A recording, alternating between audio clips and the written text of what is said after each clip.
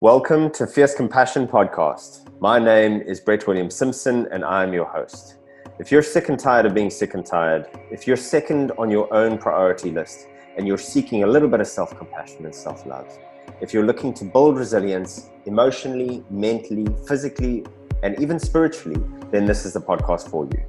I'm a spontaneous remission cancer survivor, and over the past 13 years, I've learned why some people pass from cancer and while others with the same diagnosis, with the same prognosis, end up living these amazing and fulfilling lives.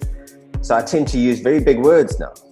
Psychoneuroimmunology, epigenetics, neuroplasticity to sound very clever, but more so to really explain and demystify the magic, or actually the science of what really feeds our health and what starves disease. So Fierce Compassion Podcast shows up people who have wisdom in compassion, in healing, and in being fully human.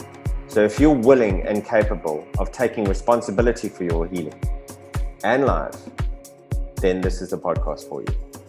Welcome to Fierce Compassion Podcast, episode 2, and today I have the privilege of interviewing Greg Smith. Greg Smith is a self-proclaimed student of the School of Hard Knocks. He's also a psychologist, an executive coach, a hypnotherapist, and the list just really goes on.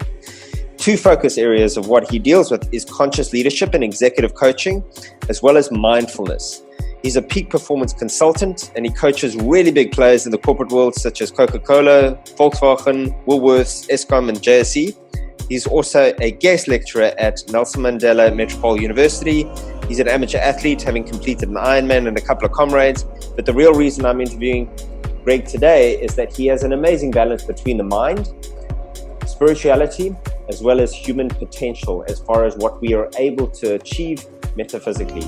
This conversation really kicks off like a Formula One race, so it jumps straight into things, and I've purposefully not edited this video so that it might be authentic as humanly possible. Please enjoy today's podcast with Greg around mental health, addiction, Jedi mind tricking, the eye of the hurricane, and the pursuit of sadness. The Jedi Master, Greg Smith. It's almost like when someone arrives at your practice, you can't have something prepared for them because you need to deal with what they're coming with, you know. Yeah. And then so last night they had all this thing about the schools going back, and I've always been a big proponent for let's get back to school. There's nothing, you know, we need to get back to school.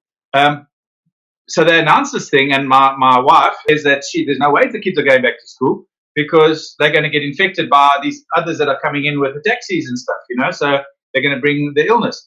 So I've been pushing this whole angle that how are you going to debrief everyone after making them so scared of, and I'm happy that this is part of the interview because this is what's been making me fired up. How are we going to debrief the people after telling them to be scared? You know, and now you're going to have to tell them, no, don't be scared. You need to get back to work, go back to school, let your mates come back into your houses. Everything's cool. They're going to wear a mask. Don't worry about it. Because essentially they've made us so scared of getting COVID, and we shouldn't have been scared about getting COVID. I believe we should have got it. Some people get to be scared, but we have to get COVID. And now we're going to queue up and get COVID with an injection in a year's time anyway. And then we're going to say, oh, thank you for giving me COVID. You know? But I don't want it until you're going to give it to me by injection. So I was quite fired up this morning. Now the headlines in the Herald says, are you mad? There's no reality here. How can you send kids back to school? So that's the headline.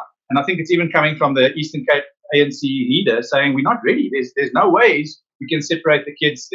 We don't have enough masks. We don't have enough gloves. So we cannot do this thing. Yeah. And then I spoke to a doctor who's quite involved in the northern areas. He's quite high up, and he's got friends in our places. I said, please, someone needs to be telling us or start quoting on suicide figures, and someone needs to be telling us how much is mental health and mental illness. And I think that thought has always been there, but it was prompted also by an article in the paper about a New York doctor that committed suicide recently. She said she couldn't cope with all the deaths and COVID, and her father said she's never had mental illness in her life, and she just killed herself. Yeah. So not only the ones that have existing mental health issues, but there's going to be new problems going forward, and huge anxiety, and huge OCD, and huge germophobia, and yesterday I didn't go through a dip, but I keep getting this like heartfelt sadness because of my young boys who are 8 and 5 that can't understand that they can't go and hug their friends. They're not allowed to play together at break time. They must sit with masks on and ideally have these glass screens between them And what kind of a world is that? And I've always been against growing up in a world of fear. I never grew up in a world. My parents were not fearmongers, so I never grew up with fear. And I was all able to explore. We grew up in a very different world. Now these kids are going to grow up in this bubble of fear, which is implanted fear. It's not arguably legitimate fear. Yeah. And it's a fine line. Sorry, I don't know if this is part of what we wanted to discuss. No, this is exactly what I wanted to do. This is my fiery compassion. No, okay. So this is like I was going to do a bit of an intro, but what I'm actually going to do is I'm going to chop this little piece out, and I'm going to do a formal intro with you based on your resume. So that's perfect. But this is exactly the kind of stuff, because I've also got another question that I want to ask you specifically, because I on the 3rd of January, it took me 3 years, Greg, to give up alcohol. I don't have a good relationship with it. I'm not saying that it's wrong for anybody else whatsoever. I think it's got its place. It serves its purpose. Doesn't for me anymore. And I've realized that in my late 30s and early 40s. So it took me 3 years with the support of my psychotherapist, who is a empathic, beautiful, amazing human being, a priest actually, and he was actually Tutu's advisor during the 95 shift. So incredible amounts of wisdom in this man. And he held me very compassionately through my failures. So when I went back on and again and again, and I constantly fell off the wagon and got back on again. But it was in realizing through that, and this whole podcast that I'm doing now is called Fierce Compassion, because I believe that we have to be ruthless about being compassionate with ourselves as much as possible, because that's the only way that we're able to be compassionate with anybody else around us, with our country, with our leadership, with even people like Trump, who are becoming are the nemesis of most kind of intellectual, most people on the planet at the moment. But getting back to my point with you, so it took me 3 years to get to a point where on the 3rd of January this year, I eased into giving up alcohol, and it is a great decision for me. It's like, I'm so grateful that during this period that crutch for me, and that distraction for me, and that thing that's kept me small, because it I managed to let go of it, but I let go of it through compassion. So my question to you is, I've got a problem. Asking me this now, you're going to ask me in the interview. What do you want to? This is the interview. Okay. No, I'm going to chop and change stuff out of it, so don't worry about it. Okay, you can edit it. I still don't know how to edit interviews, but that's cool. Yeah, that's fine. So my question to you is that Ramaphosa, outside of most countries that I know, that I'm aware of, has cut alcohol and has cut tobacco, and is now opening up tobacco. And for me, what I realized is that I think it's irresponsible. I think alcohol and nicotine are not healthy things in this planet, but I think forcing it upon people is going to cause the wrong things to happen. So as a psychologist and a coach and somebody and I've struggled with psychology, I'm more aligned to positive psychology, and how do we kind of get to the level of Bhutan, sort of a mindset and things like that, which I know you resonate with massively. And this is why I respect and have called on you a number of times actually in my career to say, like, I'm struggling with this, what do I do? What are your thoughts on the alcohol and the tobacco stuff, based on people's mindsets and what they need in order to be able to kind of cope and process and not beat the daylights out of their spouses and things like that? So I just want to get your thoughts on that, because I'm interested. Yeah, so I think that's it's a tough call, and I think I'm against anyone telling anyone else what they can and cannot do. So that's a starting point, okay? Because we've each got our demons, if you want to call it that, and each have got our ways of dealing with those demons. All right. Now, and I use the word demon selectively, but the problem here is you've seen people raiding bottle stores. Okay, and just to on your point, I don't know if you saw that they pulled back on that, they brought back on that cigarette thing. So now you can't smoke anymore. Okay, that was decided last night. No, they told everyone at the beginning of the week, you guys can buy cigarettes, but they were only from the 1st of May. So people were yeah. This is another psychologist thing, which is a huge issue. So now you're playing with people's emotions. Cool, we can get smokes again. And I used to smoke a long time ago. From 16 to 26, I smoked. I was a proper smoker for 10 years, 40 a day, and I know how you can almost kill to get a cigarette. Okay. And so they've told people yes, and then last night was no more. And the thing about dropping down to level 4 is we don't know how long level 4 is going to be. So it's not like, okay, you can't buy cigarettes for the next 2 weeks or month. It's just you can't buy cigarettes till we tell you can buy cigarettes. And I think this is a very dictatorial, very hitting the dog kind of authoritarian approach to people's health. And they're claiming it's because of health. And she had a whole long reason about you're going to share cigarettes. She was calling it Zol. I think she didn't know what Zol was. And she says when you make a Zol, you lick it and then you pass it to each other. So this isn't Kosidlani Dlamini Zuma talking about passing Zols around, but she was talking about rolled cigarettes. Yeah. But she was talking about the spit on it, and then each person taking a toke on this Zol. But back to your point. So Yasmin, the first point is that you shouldn't be able to tell someone else you can't drink, because the minute you tell someone they can't do something, everyone goes, stuff you, I'm going to do it. Yeah, sure. Regardless, and I'll find a way to do it. Yeah. And then, the joke's already going around, Becky Clele saying you can't buy pineapples anymore because everyone's brewing their pineapple beer. Quite a few friends that are doing pineapple beer. Yeah, but then she said last night, you can brew your home brew, but you're not allowed to give it to anyone. You can't sell it, and it's only for your own consumption. So it just seems this dystopian kind of approach of pushing people down. And you cannot tell me I can't smoke because it's my life. If I want to kill myself through lung disease, I understand you get secondary smoke and all this stuff, and I do get the spousal abuse. So that's the one part that does happen under alcohol. There is a lot of aggression, and alcohol arguably is one of the biggest, most dangerous drugs on the planet. Surprisingly, it's allowed. And we sit socially drinking, and I often say to people, and I drank a lot in my 20s, and I've had a case of beer here since lockdown, and I think I've still got 12, maybe even 15 of those beers. I think I've drunk maybe 10 across 3 weeks, and I think I've got half a bottle of brandy, and every now and again I might have a brandy and Coke, I've still got 6 bottles of wine there sitting there. I haven't touched the wine. But so I drank a lot in my 20s and 30s.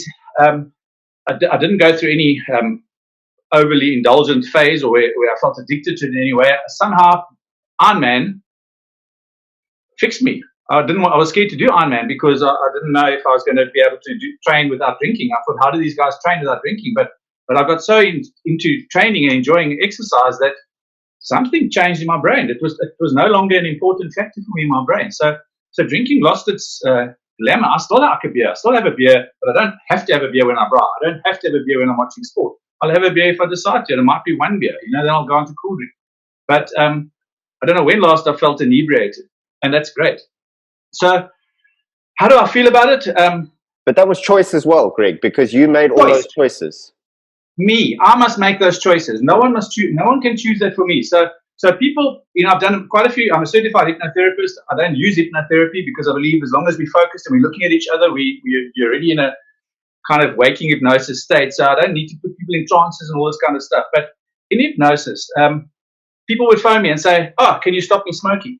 Because there's other hypnotherapists that will say, "Come to me, I'll stop you smoking." So and I'm very playful. And so people would phone me, this is like 8-9 years ago, "Hey, can you stop me smoking?" And I'd say, "No." And there'd be dead silence on the other end of the phone. Yeah. And I'd say, "But aren't you a hypnotherapist?" I said, "Yeah. I'm also a psychologist, but I'm mainly Greg Smith." So when you said about psychology, I said, "I'm actually Greg Smith. I bring me up in full life." I love that. That's why I wanted to chat to you. And you'll see me, I go off piste quite a bit. A mate of mine phoned me from London to say to me he's living there now, and someone locally was looking for a coach, and he wanted to know if I was ICF qualified or registered, International Coaching Federation registered. So I said no. I said I'm registered to the Greg Smith School of Hard Knocks and Life Experience. So my CV love it, Greg. My CV speaks for itself. Yeah.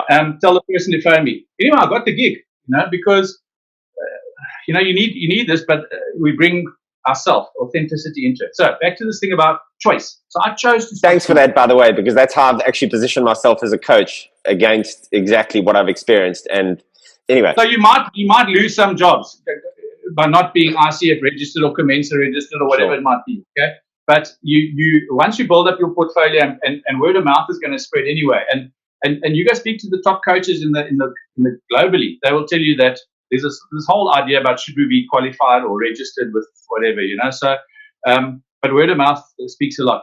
So it is about choice, and you need to have choice. So when there's this dead silence, I said, "Well, do you want to stop smoking?" The guy says, well, I wouldn't be phoning you if I didn't want to stop smoking. So I said, but do you want to stop smoking? Well, not really. Okay, phone me when you're ready to stop smoking. And you'll know if you've gone through some stuff with your own of course struggles. You know, it comes from pre-conscious awareness to conscious awareness to awareness. And then you say, I'm done. Same with me with smoking. Oh, no, I love smoking.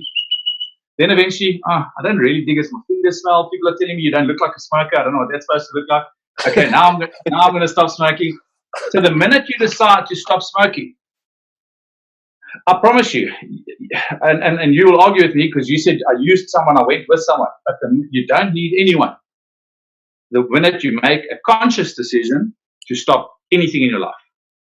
Even Eckhart Tolle, bless his soul, will say 1 conscious breath, you can stop smoking, 2 conscious breaths, alcohol, 3 conscious breaths will stop heroin addiction.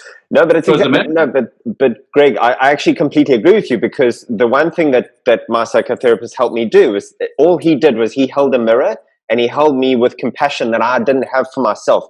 And in order to actually get past drinking, I had to be more compassionate with myself. And through that compassion was I able to let it go. So I couldn't agree actually more with where you are. But how do you feel that it's going to affect people who are en masse at the moment in this country, who have been denied it? And South Africans for me I have this little seed of antagonism inside of them, that they break the rules in any case, and it's what I love about being a Safa.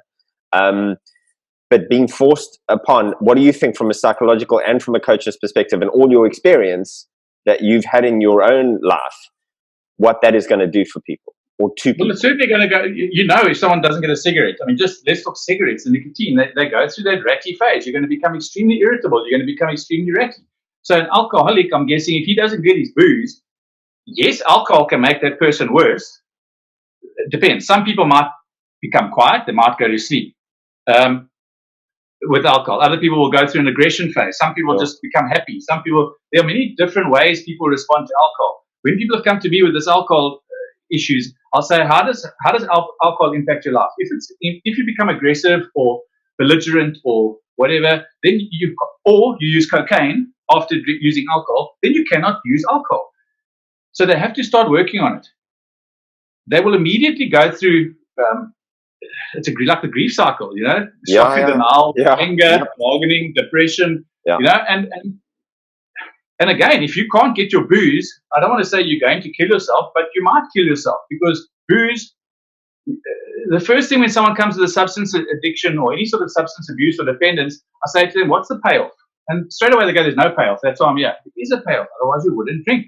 So does it make you funnier? Does it make you less anxious around people? Does it make you happy? Does it take you away from your fears or your emotions? So in my mind, if you take these people's way of self-medicating away from them, okay, and we've all got ways of self-medicating. Yeah, sure. It doesn't matter what your addiction is or your substance abuse. Netflix. That's a whole other. I've got my whole ideas. I work very differently to the books on when I work with substance, but these are all. So any substance, I'm jumping off the thing, any substance addiction, doesn't matter if it's porn, gambling, shopping, running, cocaine, alcohol, is a sensory experience. Yeah. Okay? And the sensory experience, so whether you're tasting and it pulls you out of your head, certainly initially, maybe afterwards and you feel guilty about it, but in that space, you are pulled out of your head, so you end up being in the present moment. Like now you're doping, you're having one with your mates, and everyone's friendly, and we're enjoying ourselves. But when we sit still and we don't drink, that's why the self-compassion and learning to love yourself should be a starting point. Yeah. And even when I first uncovered this or heard this, and I heard about becoming powerful, the word power scared me, because I thought power meant force.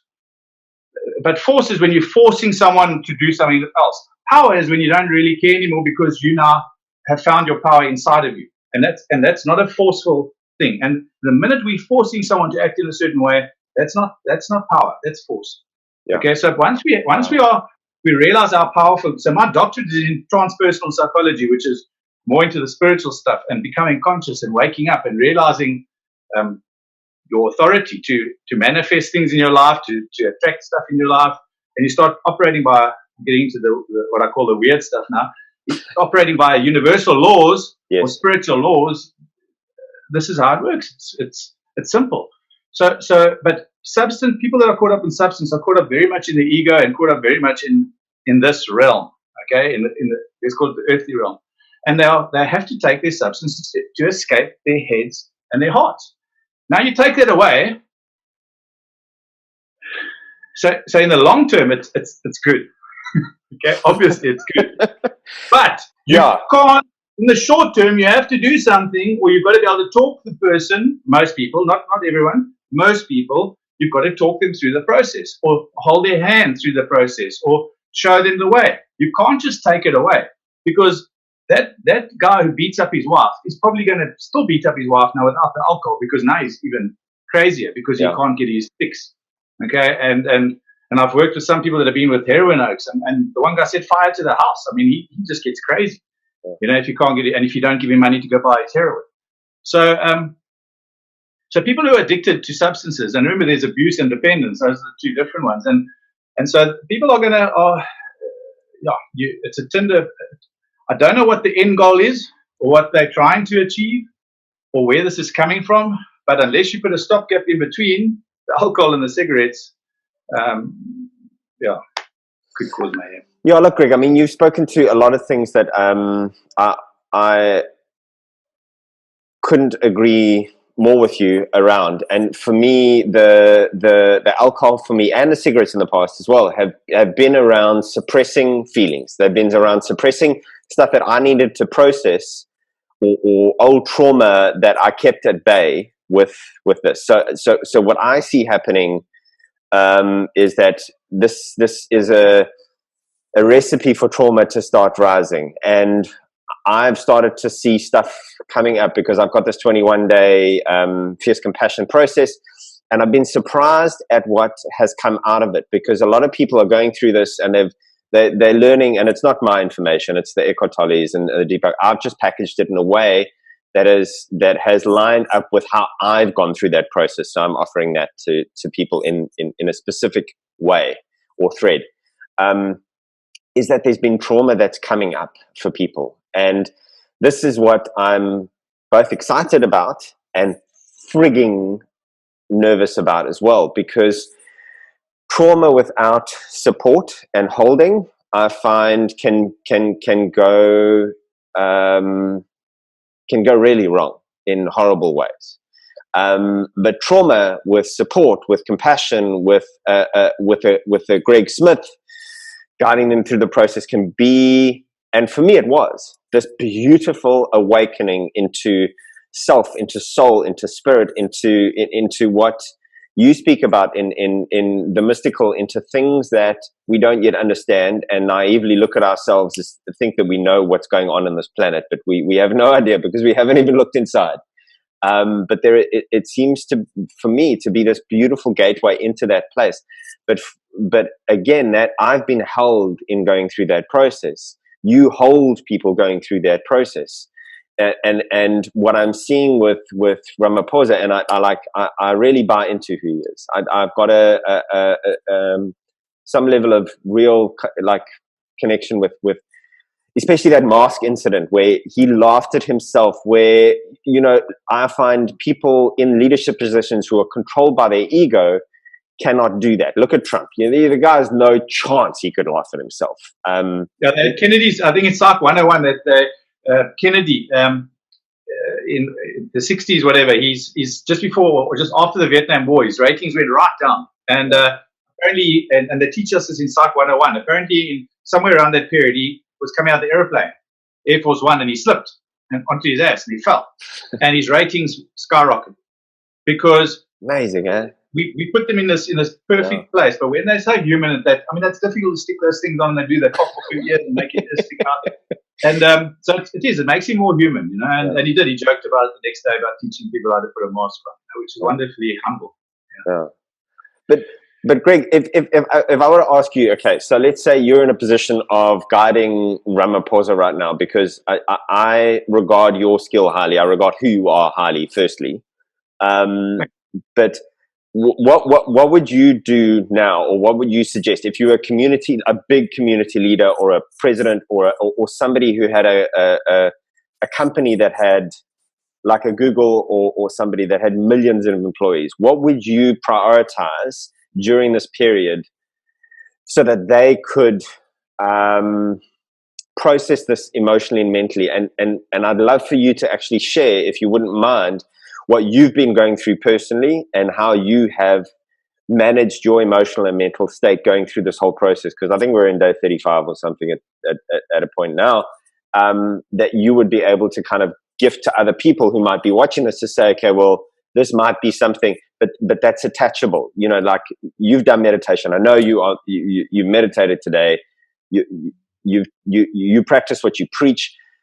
A lot of people haven't done that or haven't been exposed to that and have gone through real challenges here. And I'd love you to be able to share your own, and then also maybe give guidance to somebody who's new to all of these principles that you and I are second nature to you and I around mindfulness and meditation and the practice of self-compassion and giving space in life to reflection and things like that. So, you know, your thoughts and your wisdom around that for yourself and around that for, you know, a greater audience, people who are new to a spiritual awakening and the challenges of and the growth that, you know, we've done.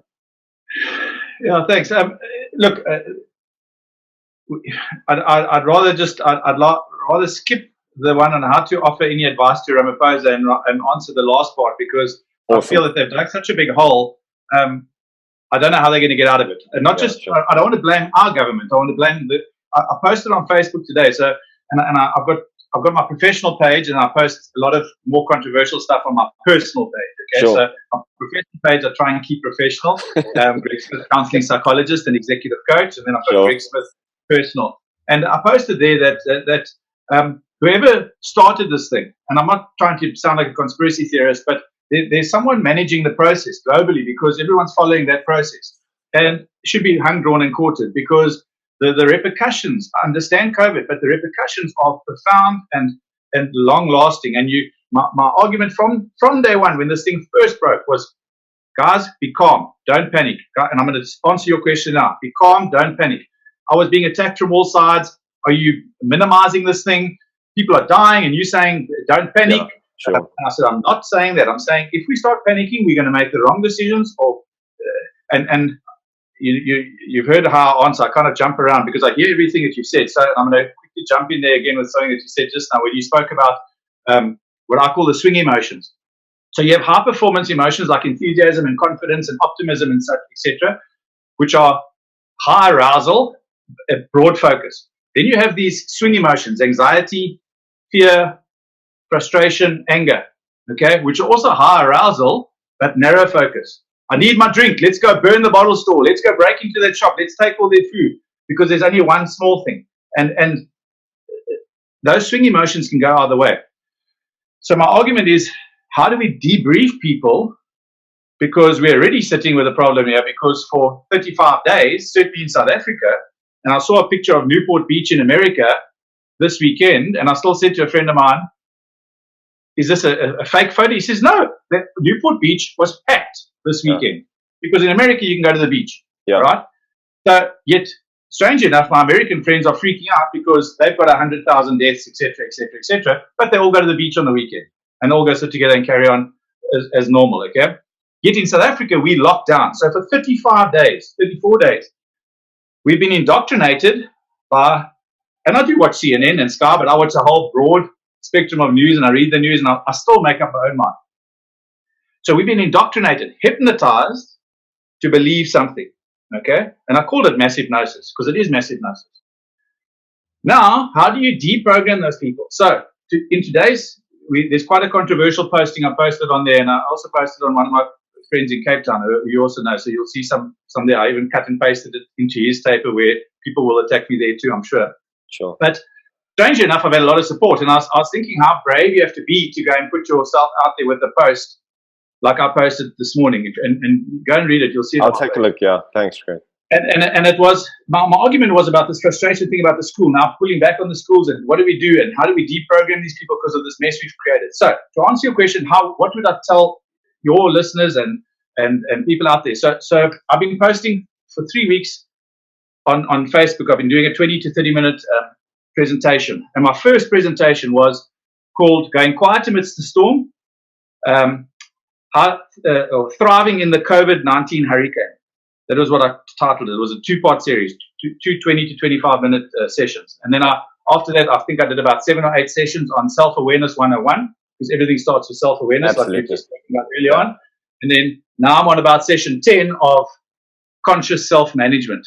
I've been posting for 3 weeks, 20 to 30 minutes. So they're all on my Facebook page, my professional Facebook page. So whoever's listening can go and look there, and I'll send you a link, and they can go and watch all those videos in their own time. So to answer your question, what would I say to people now? And this is exactly what I said to one lady on my Facebook page this morning. She says, what must we do? Do we have to go toy? Must we go out there and start a smear campaign? But this is getting angry again, and we have to remain calm, okay?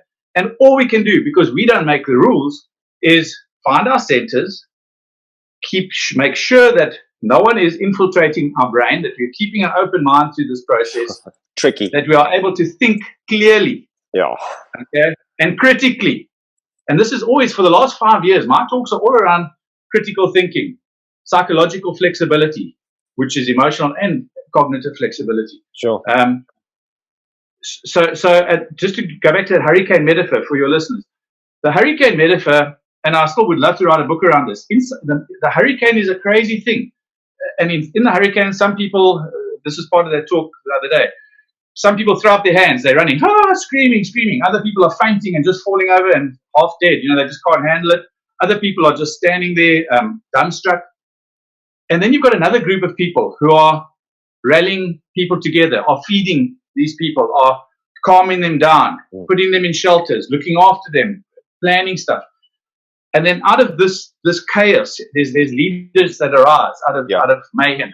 And then, strangely enough, after the hurricane, like with Katrina, like what's happening with COVID now, money gets thrown at this problem, and a new world emerges. There's a out of the destruction comes construction. Okay?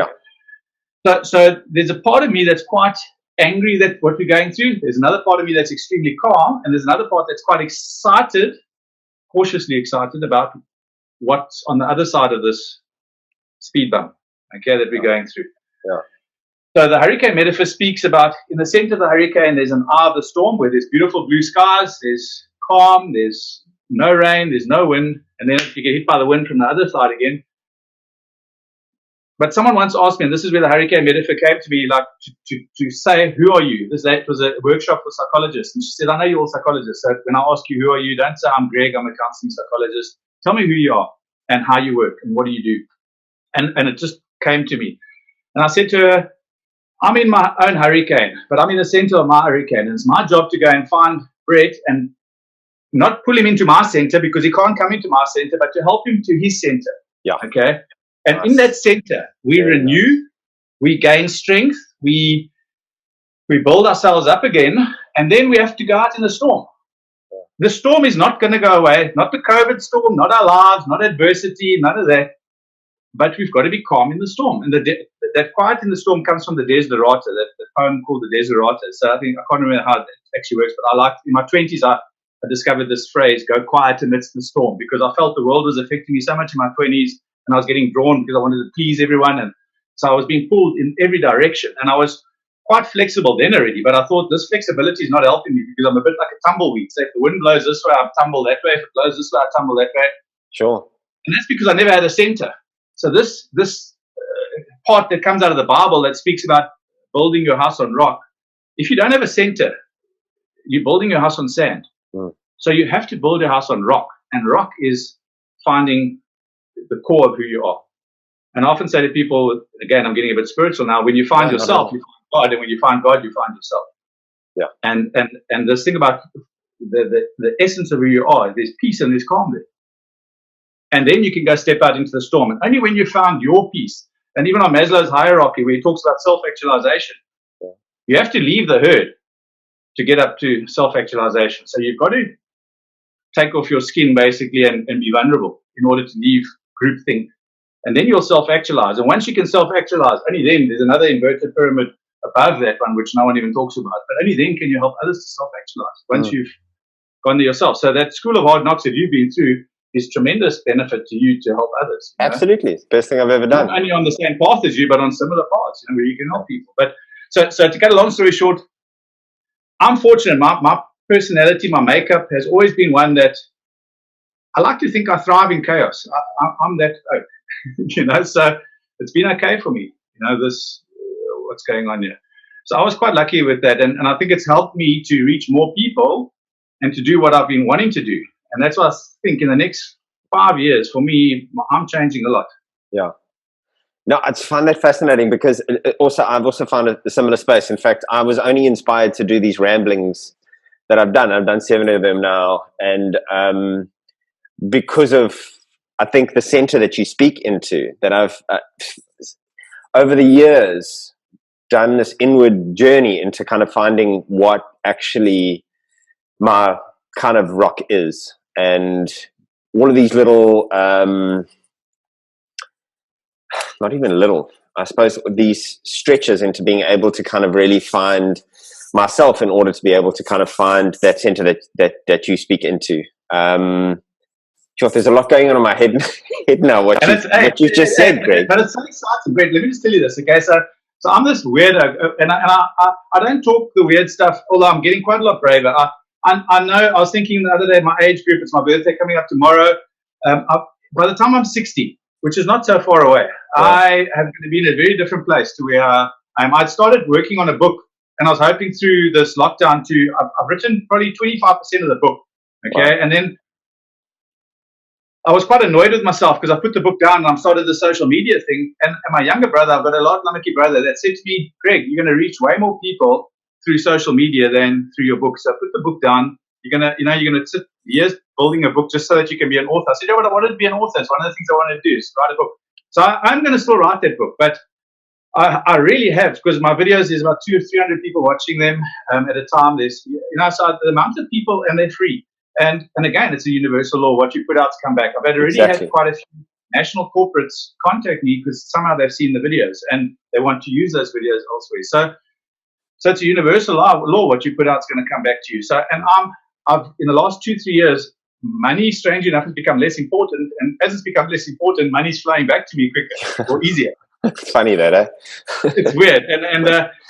So I always meet people on the ego level, and then we might get deeper into the spiritual stuff. But I think in 5-10 years' time, I'm not going to wait 5 or 6 sessions. I'm going to be a lot braver and start like I'm doing now. I'm just putting it out there really that my doctorate's in metaphysical science, which is specializing in transpersonal counseling. And what is transpersonal counseling? Beyond the ego stuff, the deeper stuff of actually what's going on. And you mentioned having to go find all this dark space. So when people walk through my door, I'm so happy. They'll come in here crying. And then they say, why are you smiling at me? I said, because I'm so happy for you. And they tell me, how can you be happy on my face? Now we're going to work with the stuff because that's your husband hitting you or something's happened that's created this crisis in your life, but it's forced you to reevaluate your life and to start looking at it. And the only way so Carl Jung would say, you have to go into the dark because there's gold and it's fertile soil, and go and shine the torch there because the dark is part of us, and it's not a demon in us. It's our other side. You cannot be happy without having a lot of sadness hidden away, and you've got to integrate both of those so you can become a whole being. And once you become a whole being, so my book is entitled "In Pursuit of Sadness." Yes, it's great. This is I wanted to blow people's minds. Like, why would I go buy this book? So then someone must interview me, or you can interview me and say, Greg, you've written a book called In Pursuit of Sadness. You're not going to sell any of those, boy. And I'm going to say, yes, I am, because I'm going to explain why. Because you can never be authentically happy until you've gone and found sadness. Until you said, how's it? Sadness? My butt. Power. Absolute power. No, it's so interesting because I never thought this conversation would go this way. Because my book, so the book that I've been wanting to write for 24 years now is called The Life of Norm. And it's a similar thing, just going like, okay, well, what is normal and why are we not normal and why is it important to actually have your peculiarity come through? And I mean, this is fascinating because the first thing I'm blowing your mind because no. When I talk to you, it must make your head go like this because I did a talk about 3 years ago for an insurance company. They wanted me there for their national sales conference or something. And I tell people, I want to make people uncomfortable. I want to make them, because the minute I just tell them, when you hear me, you must just not, don't judge, because the minute you judge me, and I'm not saying it in a negative, like I'm scared of being judged, but don't judge me, because the minute you judge me, you discard my information. I want you to suspend disbelief with whatever you're hearing from me. If it resonates, use it. If it doesn't resonate, discard it, because I don't care whether I wouldn't be talking about it if I didn't not believe it, if I didn't know it. So I very seldom sprout theory, because that's someone else's theory. It's not Greg Smith's lived experience, okay? So I come out of a sales background. So all my sessions are pitch, and you must buy what I'm selling. And if you don't understand it, I'm going to talk it another way so that you can get it, because I believe in it, and I think it comes through. Like you can see the way I'm talking now. I'm passionate about it. I don't, this mindfulness thing, people have been telling me since my teens to meditate. I can't meditate. I couldn't meditate. I didn't know what this thing was, but I didn't think I was stressed. I've always been like buzzing, I've got a lot of energy. But mindfulness, I discovered you didn't have to sit still, So if I wanted to move and fidget, then I can fidget when I'm sitting still. If I wanted to scratch, and it's quite weird that once you start doing mindfulness training, now I realized the other day I can actually sit still for a long time. I don't need to keep scratching and fidgeting and moving, But I like the fact that I could move if I wanted to. Yeah.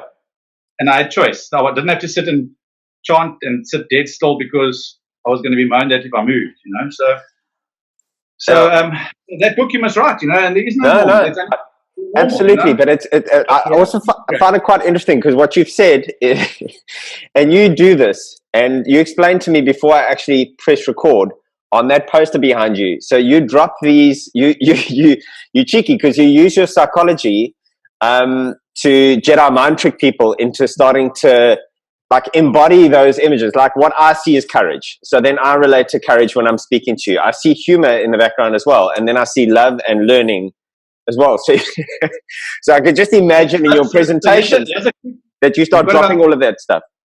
There's a quick little exercise. I'm going to let you do it quickly with me, and it's for your listeners, but I'm going to do it with you. I don't think we did it on that telephone call when you and I chatted a while ago. Yeah. But just on this thing about sadness or fear or any of this kind of stuff. And the exercise is this. I want you to not think of polar bears. We didn't talk about this, eh? No. I want you not to think of polar bears for the next 15 seconds, okay? But obviously, like the pink elephant or the red elephant, you're going to think of polar bears, because I've said don't think of polar bears. Yeah. But I want you not to think of polar bears for the next 15 seconds, and then count how many times polar bears pop into your mind in those 15 seconds starting now. Go.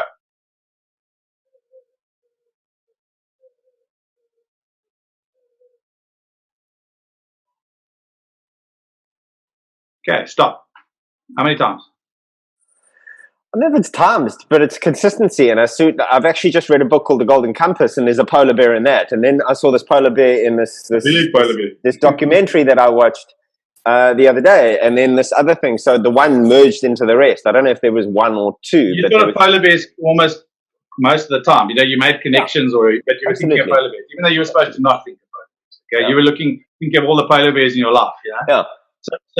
So then we would always have the guys that think they're Jedi Knights telling me in the group, no, they didn't think of any polar bears. I'm like, okay, cool, we'll come back to you now. Because they're normally trying to be the teacher's pet or something. Yeah, sure. Most people will say 3 or 4 times. Some people, the honest ones, will say all the time. Couldn't get polar bears out of my head. So then I'll come back to the Jedi guy. So he might, even if he is half a Jedi Knight, he might be able to block for 15 seconds because he'll distract himself. Like during sex, if you think of cricket, you can maybe just go a bit longer. I love the example. So you might be able to just, I used it with a coachee the other day. They started talking about the sex thing. I said, no, well, it was a young guy, so it was actually quite cool. So it's impossible to ignore the polar bear. So even for the Jedi trainee Jedi Knights that said they didn't, what do you need to do in order not to think of polar bears? Think of something else. That's going to distract you, okay? But how are you going to know when polar bears wander into your mind? Okay, so you need a polar bear wall or a polar bear filter or something there to stop or to notice the polar bears when they arrive. Okay, so there's a filter. Like Donald Trump's wall for the Mexicans, okay? So you need a polar bear wall that's made of polar bears, or certainly got polar bear posters on it, or it's going to go set off an alarm every time a polar bear comes through. So there's someone monitoring that wall. Okay. So you have to think. So even if you're not thinking of polar bears, in the background you've got a polar bear border fence all around you. Okay. So the polar bears are there 24/7. So if you're trying to let's bring this around, to not be scared, to not be sad, to hear all these things that you're so fearful of, you are going to be if you don't want to be scared, you're going to be scared 24/7. Or if you don't want to be sad, you're going to be sad 24/7, because you are avoiding, or you're having to have a sadness wall, or a fearful wall, or a lack of courage, or I'm scared. I mustn't be scared. I have to be courageous. So we have to be both. So you have to make a friend with a polar bear. Just let the polar bear in. It's cool. It's only a polar bear. Just keep moving. Don't stick around. I love the simplistic way that you've actually used that, because I follow Pima Chodron. She's kind of one of my gurus, my chosen gurus, and her whole thing is around leaning in. And it's been like, I've had this whole relationship with the last 15 years, because I've got one tattoo that says there, and my kind of spiritual coach said that I should have got surrender over there. And it's been a very conscious journey for me to explore what surrender is for me. And this whole leaning into with what you're mentioning to me has been the biggest shift that I've had about just kind of welcoming it in. So welcoming those polar bears in. You're a skateboarder from the old days. Yeah. You're a big skateboarder. When you here's a nice one for you to use with your coachees. And I wouldn't put surrender. I don't like surrender. Surrender means like a white flag. Not my definition. I understand. Acceptance. That's leaning in. Okay? So acceptance. So the wall is, for me, is breaking down the wall and letting the polar bears in. That for me is surrender. Okay, cool. See what I mean? So it's stopping. Right, we'll argue about that in another session. Stopping the stopping. So when you're skateboarding, and it's great that you have skateboarded. When you're standing on a half pipe, do you lean backwards to drop in, or do you lean forwards? Forwards, commit. You must lean in, and it's scary the first time you go. But I love that, Greg. It's a great analogy. Awesome. Cool, man. So thanks, man. Yeah, look. Dude, I had no expectation of this conversation, and the flow of it has just been quite cool. So thanks for your time. I really appreciate your wisdom, honestly. You're welcome. Greg, I'm not saying that's for the... Huh? I'll share that link with the vids as well, if you don't mind sharing with your guys. No. Like, after this, I'm going to actually, and this is going to be part of the recording, because I like things to be quite natural and real. I'll put your profile on and those links, and anything that you might help people in, just helping them find peace in allowing the polar bears through, and basically experiencing the I suppose the intellectual stuff that we've been speaking about, which would be really valuable if you can share that kind of stuff. And finding the own eye in the hurricane. Finding the own eye in the storm. Awesome. Cool. Thanks for inviting me. I appreciate it. Dude, shots. Yeah, thanks, Greg. Much appreciated, eh? Yeah, bye-bye. Okay, boy. So I really hope that session was, entertaining. If anything, I really love Greg's enthusiasm. He really has an energy about him that is quite infectious. And for me, there was a lot of kind of ping-ponging of energy, which was quite powerful. But just to kind of bring it back and to close it off, so Fierce Compassion is really deeply focused around wellness and well-being. And the reason why I chose Greg is really because of his enthusiasm, because he questions things. He questions his mind. He's developed mindfulness. And as you can see with his energy, that's a huge challenge for him. I can imagine going through that process of being able to actually meditate with the mind that busy and that excited. So he really is one of those people who practices what he preaches. So there's multiple reasons why I found that session to be quite amazing. And I really hope that it touched on some truths for you, or connected with you, or challenged you in a positive way. And again, thank you very much for watching. I really, really appreciate your eyes.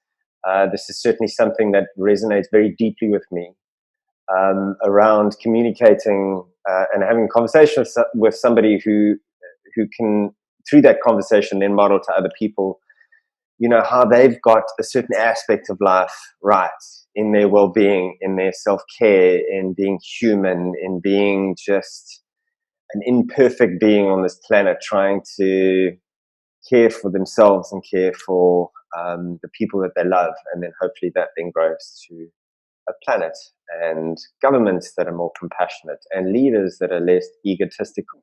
Now I'm getting onto a monologue, and I also just want to also credit a friend of mine, Matt Stowe, who is responsible for this picture, who gave to me very generously. So I thought instead of a grey background, I'd put something, that'd be pretty to look at.